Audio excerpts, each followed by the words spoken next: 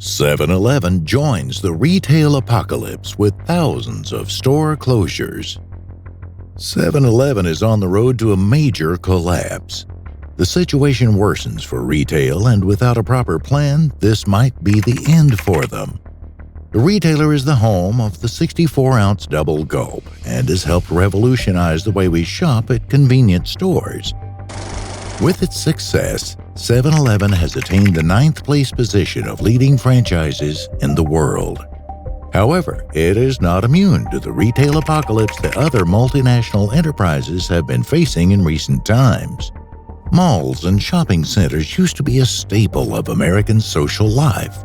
However, as shopping moves into the digital world, shops are closing their doors.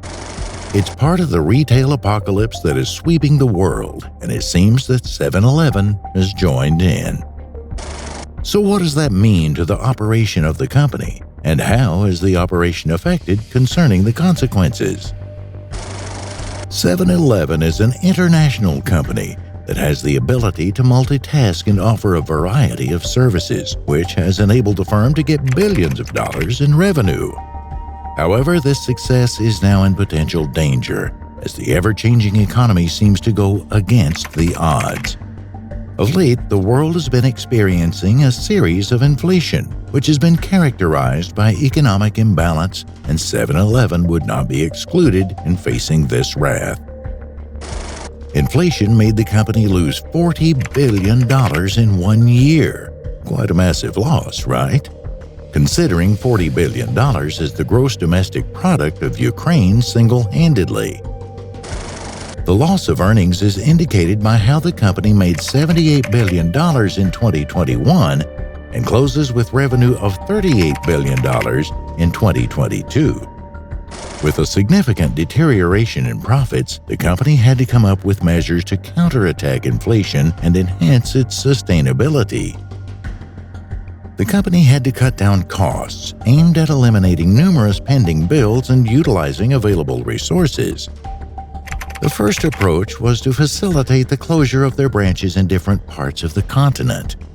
Specifically, the United States was deeply affected by the action, acknowledging the fact that Texas is the headquarters of 7-Eleven. The operation seized in stores that recorded low revenue projections since there was no need to fund a store that underperformed. As a result, a new store in New Jersey faced a shutdown, and the firm is planning to do the same at a Lakehurst store. To add salt to the wound, the company is looking for potential buyers for their property in Garden Estate, in which 18 stores are placed for sale. Moreover, 73 banner speedways in stores in 22 states are also facing a similar consequence. In addition, the company also found itself on the wrong side of the law regarding its acquisition of marathon speedways since the takeover broke the federal antitrust rules, and the penalty for breaking this was to sell more than 200 retail branches. A massive store closure meant that there were numerous layoffs among employees of the firm since the company targeted reducing labor costs. Likewise, more than 800 jobs were slashed, and more deductions were made in field support roles. Areas that were deeply affected by this were Ohio and Texas. The cost of their products also hiked as a result of the ravaging inflation. This means that their esteemed customers had to go deeper into their pockets to satisfy their demands.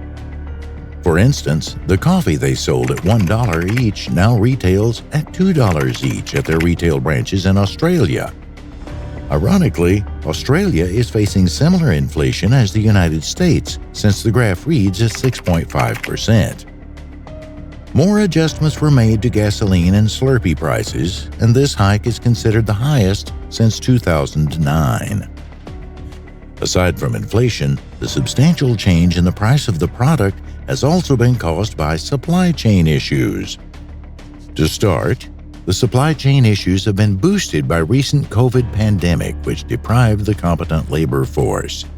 Secondly, the ongoing Russia-Ukraine war has ignited an identical problem, thereby creating an imbalance in the demand and the supply.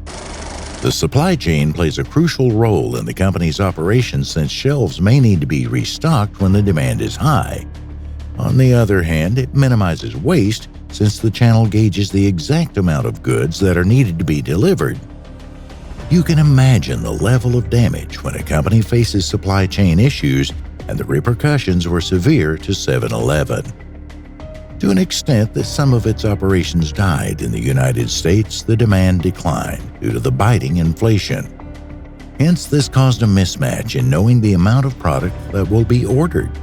Correspondingly, this signaled a waste in distribution since people were not able to buy the product in large numbers as they did before. This circumstance made a lot of stores disabled and less functional as there was low purchasing power.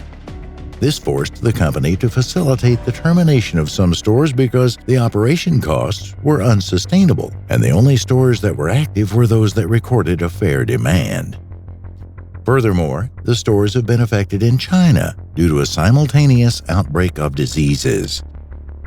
Even though China is slowly recovering from COVID, that does not mean the damage has been done since some of the company's branches are yet to assume full production, thus igniting an itch in the supply chain. In other areas, the functionality of stores has been halted while hoping for the best outcome.